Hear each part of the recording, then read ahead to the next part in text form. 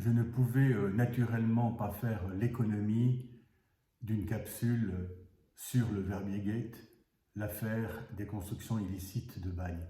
Encore fallait-il trouver un angle de vue intéressant. Je crois l'avoir trouvé, c'est la raison pour laquelle je m'essaye à cette petite capsule. Je crois que les journées décisives du Verbier-Gate furent celles du 9 novembre 2015 et du 10 novembre 2015. Sans elles, peut-être, rien ne se serait-il passé.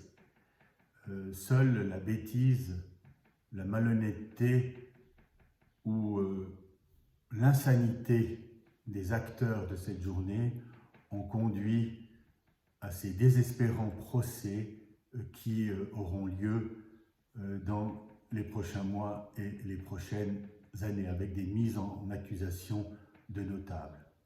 Alors, que s'est-il passé lors de ces journées des 9 novembre et 10 novembre 2015?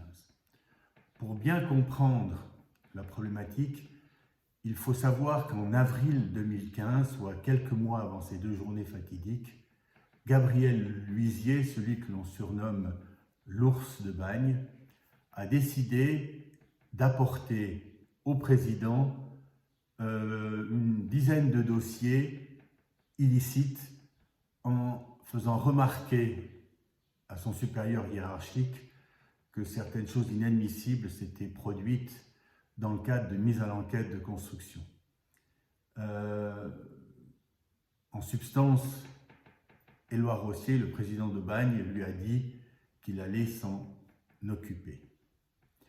Il faut savoir également qu'au mois d'août 2015, sans que Gabriel Luisier n'ait été à l'origine de ces révélations, Julien Vicki, alors journaliste au Nouvelliste, a publié à la mi-août un article qui a déclenché le scandale des constructions illicites de Verbier.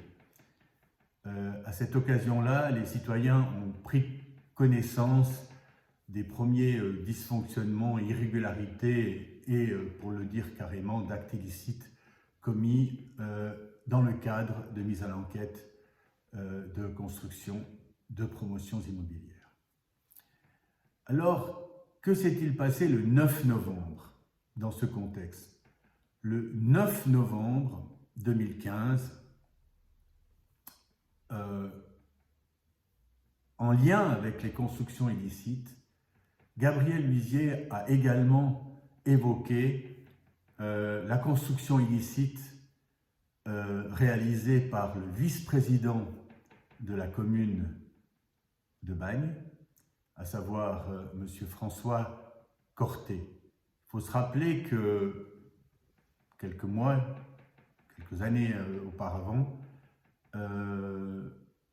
François Corté était venu devant les caméras de la télévision suisse romande, devant sa parcelle nue, et avait indiqué que le choix des citoyens suisses de rendre beaucoup plus difficile l'accès aux propriétés de résidences secondaires faisait en sorte qu'il ne pourrait jamais construire sur son terrain que la caméra montrait derrière lui.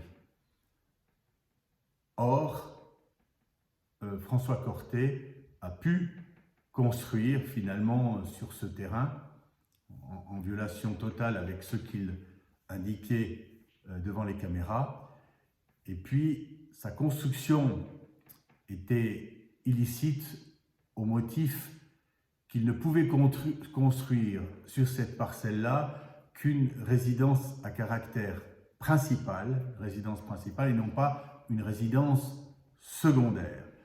Comme lui-même était déjà domicilié en un autre lieu, cette résidence-là, qu'il occupait le week-end, ne pouvait être considérée que comme une résidence secondaire. Gabriel Luisier, dans sa qualité d'employé communal, a informé donc le président et par ricochet le conseil communal en date du 9 novembre 2015 de cette illicéité.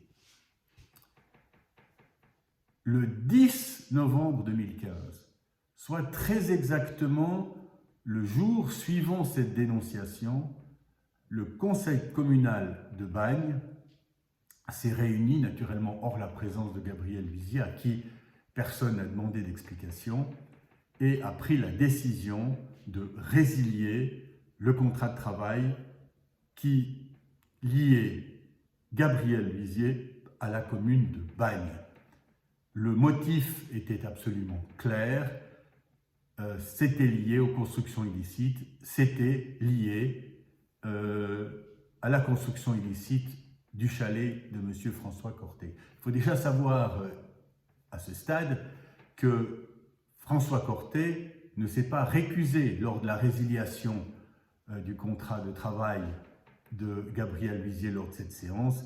De même, ne se sont pas récusés tous les autres conseillers communaux qui avaient connaissance de l'affaire des constructions illicites, peut-être pas dans le détail, mais en tous les cas en substance. Cette décision prise n'a pas été communiquée à M. Luisier, alors, disait-on, en arrêt maladie, et finalement, une autre décision a été notifiée au mois de février 2016 à Gabriel Luisier. On lui indiquait alors que son poste de travail, à la suite d'une restructuration, avait été supprimé et que, par conséquent, son contrat de travail avait été résilié. Une lettre a été adressée à M. Luisier qui n'a pas fait recours. Pourquoi il n'a pas fait recours? Parce qu'à ce moment-là, au mois de février 2016, Gabriel Luisier croyait avoir fait l'objet d'une résiliation de son contrat de bail au seul motif d'une restructuration qui n'a jamais eu lieu, qui n'est jamais intervenue.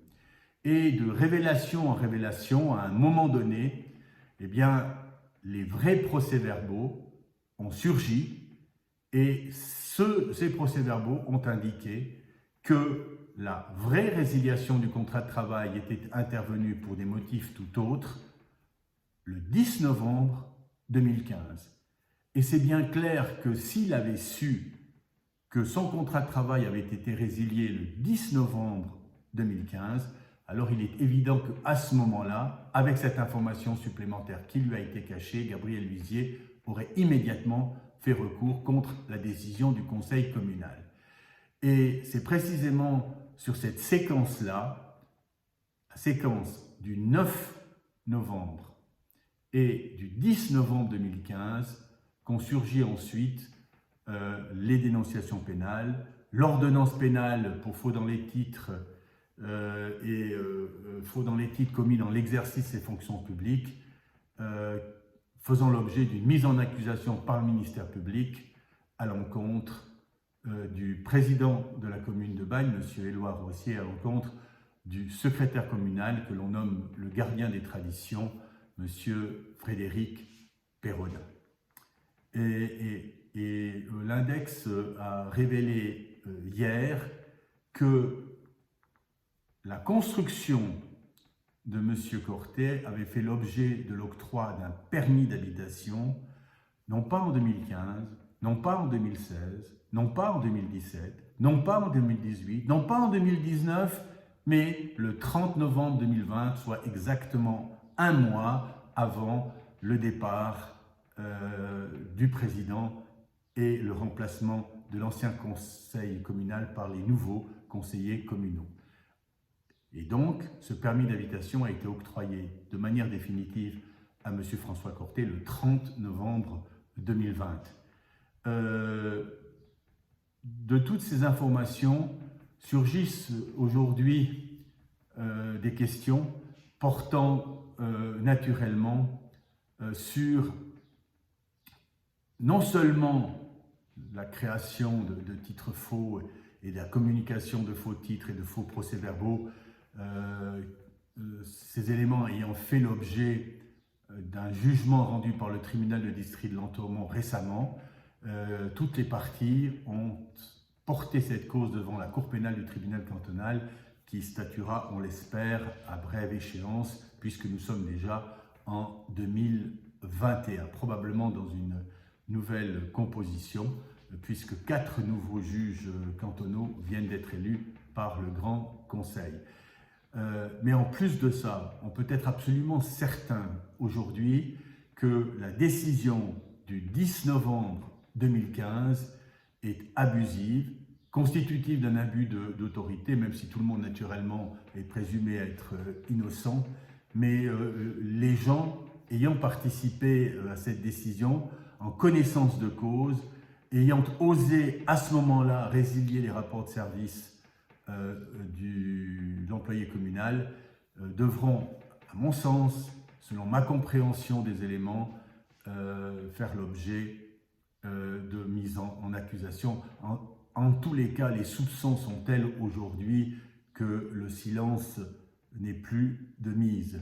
Il faut savoir qu'une ordonnance de classement a été rendue par le procureur Jean-Pierre Gréter sur la question de l'abus de droit, mais cette ordonnance, qui doit dater, je crois, de 2017-2018, en fait, n'incluait pas tous les éléments dont on a connaissance aujourd'hui et qui ont été révélés par la mise à disposition du dossier complet, notamment des ressources humaines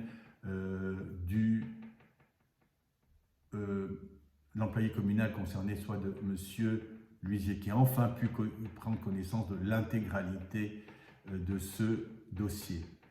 Il faut savoir qu'une ordonnance de classement, ça n'a pas une force de chose jugée si l'on a d'autres éléments, comme c'est le cas aujourd'hui avec ces nouvelles révélations. Et ce moment clé, ce moment charnière du 9 novembre et du 10 novembre 2015 a provoqué tout ce qui s'est passé ensuite.